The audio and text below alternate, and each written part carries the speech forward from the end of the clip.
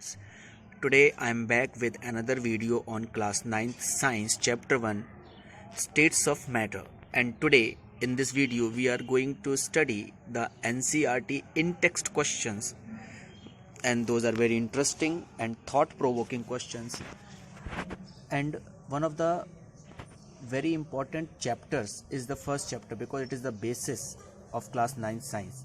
So let us start the NCERT exercise, in text exercise, and the first question is, which of the following are matter? Matter इनमें से कौन कौन है? So I hope the concept of matter is very much clear to you. Matter has two properties. Two basic properties should be there in any matter. First of all, it should consist of particles. ये particles का बनना चाहिए. And second, it should occupy some space. और यह कुछ space घेरना चाहिए. Now let us see. The first is chair. So no need to tell you that chair is certainly a matter. Chair space घेरती है. Chair particles से मिलके बनती है. Air is also matter because air is made up of molecules. Love is a feeling, so it is not a physical matter. So love is not a matter. Smell means something that has a smell, that is a matter, because anything that we can smell consisting of particles. किसी भी चीज को जिसको हम सूंघ सकते हैं वह मैटर होती है, पार्टिकल्स की मिलकर बनती है. लेकिन जब हम स्मेल को एज अ सेंस यूज करें, जब स्मेल का मतलब क्या हो, एक सेंस, क्योंकि हमारी 5 सेंस होती हैं, उन 5 सेंसेस में से एक स्मेल भी है. अगर हम इसका सेंस के रूप में इस्तेमाल कर रहे हैं, then smell is not a matter. Hate is also a feeling, so hate is not a matter. Almonds यानी होते हैं बादाम, तो आई थिंक ये भी आपको पता होगा. Almonds is a matter. Thought मतलब हमारे विचार, हमारी सोच. क्या ये एक मैटर है? No, it is not a matter. Cold यानी होता है सर्दी, ठंड. क्या ये भी एक मैटर है? नहीं, ये भी एक स्टेट ऑफ वेदर है, तो ये स्टेट ऑफ मैटर नहीं है.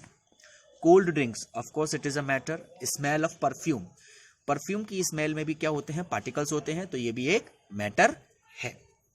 Now let us move on to some conceptual questions.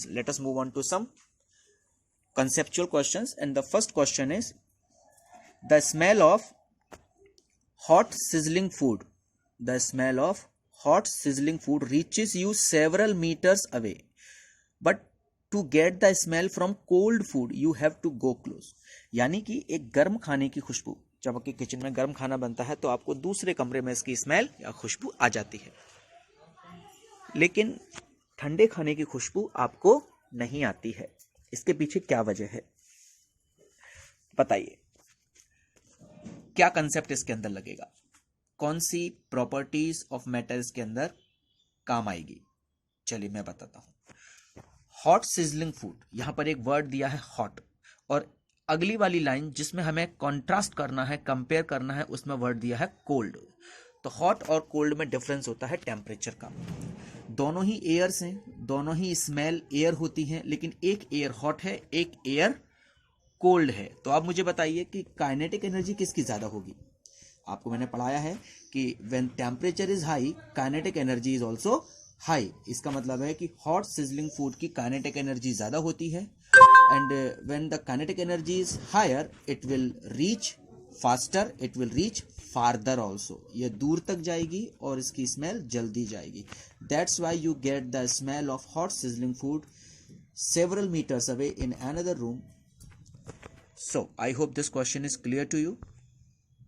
Now let us move to the third question. A diver, be careful, it is not driver, it is diver. Diver means someone who dives in a river or dives in a sea, is able to cut through water in a swimming pool. जो एक driver होता है या swimmer होता है, वो swimmer swimming pool के water को कट करता है. कट थ्रू उसमें से होकर गुजर जाता है. वाटर उसको ऑब्स्ट्रक्ट नहीं करता है, उसे बहुत ज्यादा रोकता नहीं है. Now, the main question is, which property of matter does this observation show? कौन सी प्रॉपर्टी है मैटर की जो आपको इस ऑब्जर्वेशन से पता चलती है? अब आप इस चीज को कंपेयर करें कि एक पर्सन है और उसके सामने एक स्टोन है, बहुत बड़ी रॉक है, क्या वो उस रॉक के अंदर से होकर कट थ्रू करके जा सकता है? आंसर है नो। क्यों नहीं जा सकता? बिकॉज रॉक सॉलिड है, उसके पार्टिकल्स के बीच में क्या नहीं है? स्पेस नहीं है। अभी आप अपने आप को कंसीडर करो, you are standing in air, आप अभी इस एयर में हैं और एयर के अंदर से होकर क्या हम जा सकते हैं? ऑब्वियसली हम अभी एयर में से ही होकर जाते हैं। तो क्या हमें एयर बहुत ज़्यादा ऑब्स्ट्रक्ट करती है? आंसर है नहीं। क्यों नहीं करती? क्योंकि उसके पार्टिकल्स के बीच में स्पेस बहुत ज़्यादा है। अब आते हैं वाटर पे। वाटर हमें ऑब्स्ट्रक्ट करता भी है और नहीं भी करता। आप अपने आप को कंसीडर करें, आप एक स्विमिंग पूल के अंदर हैं और आप उसमें चल रहे हैं। You will face some difficulty, but you will not that much difficulty that much you will face in the rock. So you can say that there is space in the particles of water. Water के particles में क्या है? Space है. Solid से ज्यादा है, gases से कम है. तो कौन सी प्रॉपर्टी ऑफ मैटर यहां पर क्लियर होती है?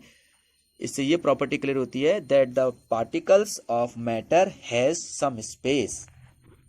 आई hope this answer is also clear to you. What are the characteristics of particles of matter? 3 characteristics कौन कौन से होते हैं? In the very first video I taught you that all the particles of matter have 3 basic properties. What are those properties? Particles always attract each other, particles have space between them, and particles always move continuously. So these 3 characteristics are very basic and that are found in every particle of every matter. Now let us move on to next question.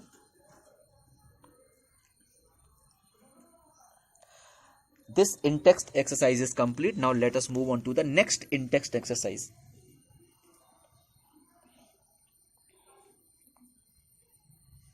Here,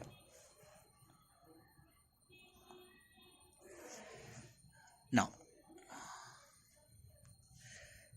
the mass per unit volume of a substance is called density. So density, what is density? It is mass upon, it is mass upon volume. इसका मतलब है कि अगर कोई substance, अगर कोई matter ज्यादा मास है उसका, पर वो वॉल्यूम बहुत कम घेरता है, जगह बहुत कम ऑक्यूपाई करता है, that means it has higher density. सीधी सी बात है, कोई चीज अगर हल्की है तो उसकी डेंसिटी कम होती है. तो हमें करना क्या है इस क्वेश्चन में? Arrange the following in order of increasing density. इन सभी को इंक्रीजिंग डेंसिटी के ऑर्डर में लगाना है. Air, air exhaust from chimneys यानी कि नॉर्मल एयर, दूसरा चिमनी का धुआं, honey, water, chalk, cotton and iron. इन सबको हमें डेंसिटी के ऑर्डर में लगाना है. और कौन सा order? Arrange the following in the order of increasing density. Increasing का मतलब क्या होता है? Increasing means we have to put the least density object first. हमें सबसे पहले कौन सा रखना पड़ेगा? जिसकी डेंसिटी सबसे कम होती है. तो चलिए सबसे पहले हम रखते हैं एयर. ये बात तो तय है कि गैसेस जो होती हैं उनकी डेंसिटी कम होती है लिक्विड से और सॉलिड से. तो गैसेस में कौन कौन सी गैसेस है हमारे पास? देख सकते हैं कौन कौन सी 2 चीजें हमारी गैस स्टेट में है. एक तो एयर और एक exhaust from chimney. All both these things are in, या both these matters are in gas state. अब इनमें हमें डिसाइड करना है कि इनमें से डेंसिटी किसकी कम है. तो अब बताएं जरा मुझे, एयर और चिमनी का धुआं, इन दोनों में से कौन डेंसिटी कम रखता है? Obviously it's answer is air. Air की डेंसिटी क्या होती है? एयर की डेंसिटी कम होती है. तो first will be air. Now air के बाद हमारी एग्जॉस्ट फ्रॉम चिमनीज यानी कि एग्जॉस्ट फ्रॉम चिमनीज. अब अपन थोड़ा सा इसको और अच्छे से स्टडी करते हैं. एयर और एग्जॉस्ट फ्रॉम चिमनीज आपको समझ में आ गया होगा. इसके बाद हम देखते हैं Honey, water, chalk, cotton and iron.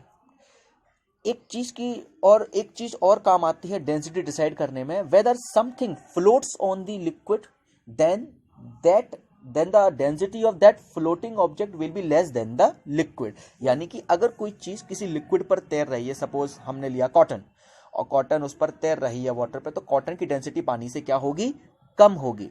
लेकिन अगर कोई चीज पानी में डूब रही है, when something is sinking in water, then that object's density will be higher than the water. तो इस तरह से अगर सोचें तो कॉटन की डेंसिटी, किसकी डेंसिटी, कॉटन की डेंसिटी वाटर से कम होगी। कॉटन की डेंसिटी क्या होगी, वाटर से कम होगी। तो यहां पर क्या आएगा आपका, एग्जॉस्ट फ्रॉम चिमनीज के बाद कॉटन। आफ्टर कॉटन क्या आएगा, अब अपन आते हैं लिक्विड्स में। लिक्विड में हमारे पास क्या क्या है, हनी और वाटर है। देखिए चौक और आयरन को भी नहीं लेंगे क्योंकि दोनों सॉलिड्स हैं। अब हम लेते हैं किसमें, हनी और वाटर में। बताइए हनी और वाटर में कौन डेंसिटी कम रखता है, यानी कौन पतला होता है। डेंसिटी का अपन लिक्विड्स में पतले से बिंदु लगाते हैं, कौन डाइल्यूटेड है। तो आई थिंक आपका आंसर होगा water is more diluted than honey. So cotton के बाद क्या आएगा, वाटर आएगा। वाटर के बाद क्या आएगा, हनी आएगा। आई थिंक इतने आपको कंप्लीट होगा। अब हमारे पास बचे केवल दो, चौक और आयरन। तो कॉमन सी बात है, चौक और आयरन में कौन हल्का होता है, चौक हल्का होता है। तो इसके बाद कौन आएगा, चौक, और अंत में कौन आएगा, आयरन। तो इस तरह से आपको ऑर्डर क्लियर हो गया। मैं एक बार आपको ऑर्डर और बता देता हूं। सबसे पहले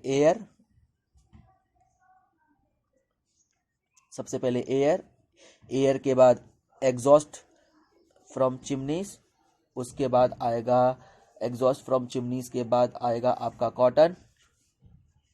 कॉटन के बाद आएगा वाटर के बाद आएगा हनी के बाद आपका चौक, and then iron, because iron has maximum density. I hope this question is very much clear to you. Now let us move on to the next question.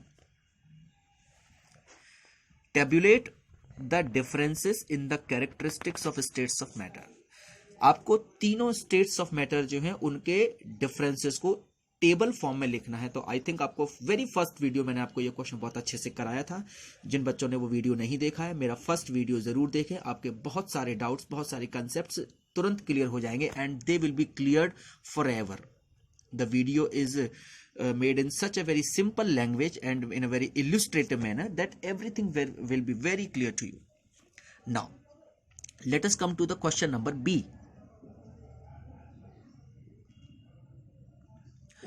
Comment upon the following.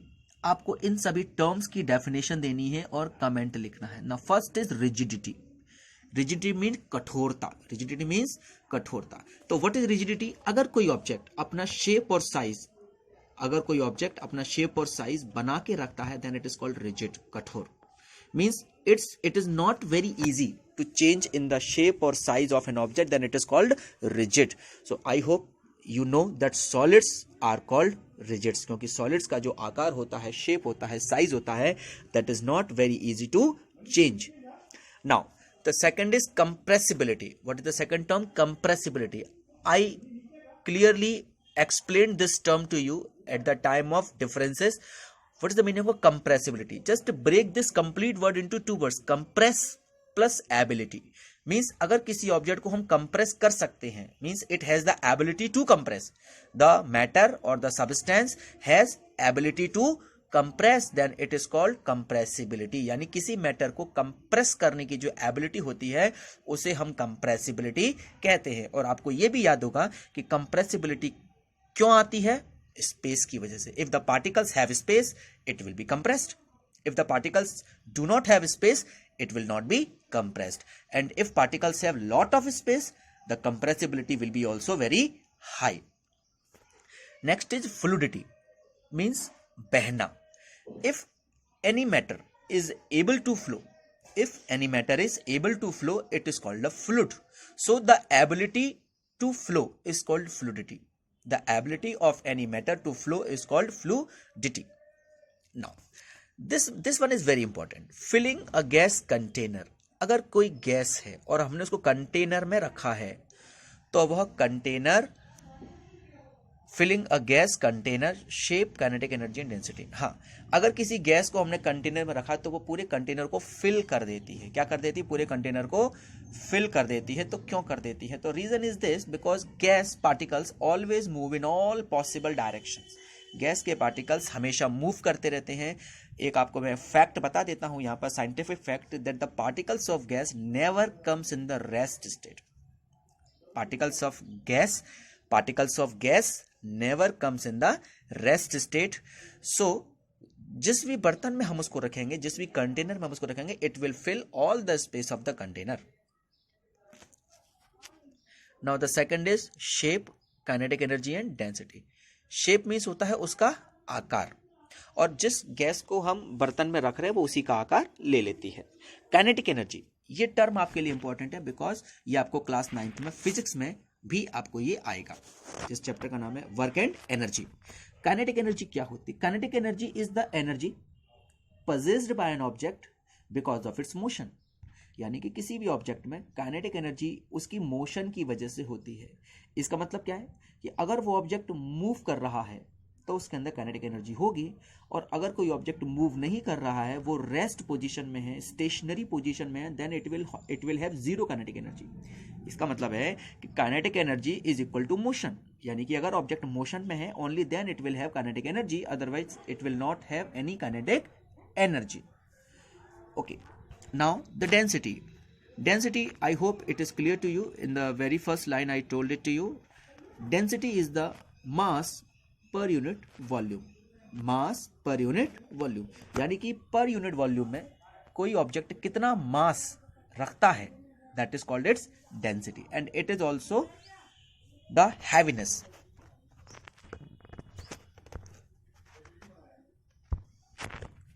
Now we come to the very important question, give reasons, because from this chapter just be assured most of the questions that come in the question paper are in this category, give reasons. Most of the questions are from give reason section, so be very careful. So first question is, a gas fills completely the vessel in which it is kept. I hope this question is very much clear to you. Why does a gas fills the container completely in which the gas is being kept? Because the particles of gas move in all possible directions. They never come in rest. वो कभी भी rest position में नहीं आते हैं. That's why the gas fills the vessel completely in which it is kept. Because, and one more reason for this, the gas particles have maximum kinetic energy. In all the three states of matter, solid, liquid and gas particles have maximum kinetic energy. That's why they keep moving and keep moving. Second question is, a gas exerts pressure on the wall of the container. कोई भी gas अपने container की walls पर क्या डालती है? Pressure डालती है. For example, when you fill a balloon or inflate a balloon, then sometimes the balloon bursts. Why does it happen? Because the gas that you are filling inside the balloon exerts pressure on the walls of the container, pressure on the wall of the balloon. How? As you know that there are many millions and billions of particles in gas. They hit the walls of the balloon. वो क्या करते हैं? Balloon की walls पर क्या डालते हैं? Hit करते हैं. और हिट करने पर क्या बनता है? फोर्स बनता है. हिट करने पर क्या लगता है? बलून की वॉल्स पर फोर्स लगता है. और force per unit area is called pressure. तो जैसे ही वो हिट करता है उस पर क्या लगता है? प्रेशर लगता है. और बहुत ज्यादा प्रेशर होने से कभी कभी आपका बलून फट भी जाता है. सो a gas always exerts pressure on the wall of the container, and the basic reason is hitting the particles of that matter or that gas on the walls of the container. वो particles जो होते हैं gas के, वो container की दीवारों पर क्या मारते हैं? हिट करते हैं. साइंस में इसके लिए वर्ड है collision या collision. Okay, now a wooden table should be called a solid. A wooden table, एक wooden table को हम solid कहते हैं because there are 3 or 4 properties of a solid, and all these properties of solid are visible in the wooden table. That's what is called solid. Now, which properties? First of all, it has a fixed shape, it has a fixed size, and all the boundaries of wooden table are also fixed. I think आपको मेरी table याद होगी जो मैंने आपको पढ़ाया था कि जो डिफरेंसेस हैं पार्टिकल्स के, matters of states of matter के जो डिफरेंसेस हैं उनमें आपको मैंने पढ़ाया था कि एक सॉलिड को सॉलिड क्यों कहते हैं? बिकॉज इसकी शेप, साइज बाउंड्री फिक्स होती है और इसका वॉल्यूम भी फिक्स होता है, और ये रिजिड है। वुडन टेबल कैसी होती है? रिजिड होती है। So all these properties are of a solid. Now we move on to the next question. We can easily move our hand in air. Be careful with this question. We can easily move our hand in air, but to do the same through a solid block of wood we need a karate expert. यानी हम अपना हाथ हवा में तो easily चला सकते हैं, जैसा कि मैंने आपको बताया हम हवा में ही मूव करते हैं। So wait,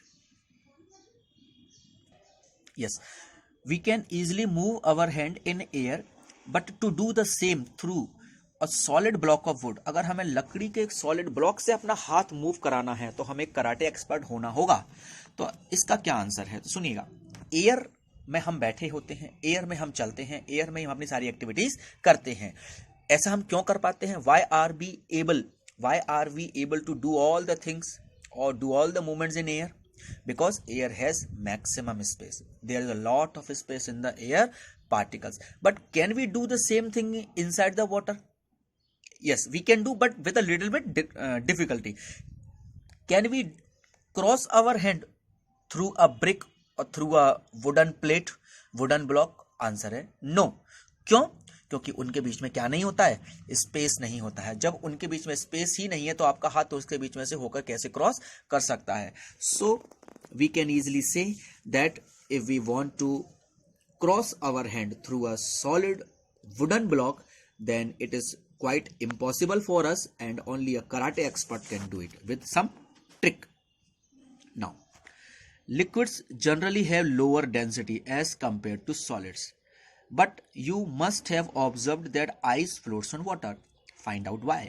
अच्छा, ये वो क्वेश्चन है जो मैंने आपको अभी पहले समझाया था कि जो भी ऑब्जेक्ट वाटर पर तैर रहा है, if any object is floating on water then that object has lower density than water. यानी कि अगर कोई ऑब्जेक्ट पानी पर तैर रहा है तो उसकी डेंसिटी पानी से कम होती है, और अगर कोई ऑब्जेक्ट पानी में डूब रहा है तो उसकी डेंसिटी पानी से ज्यादा होती है।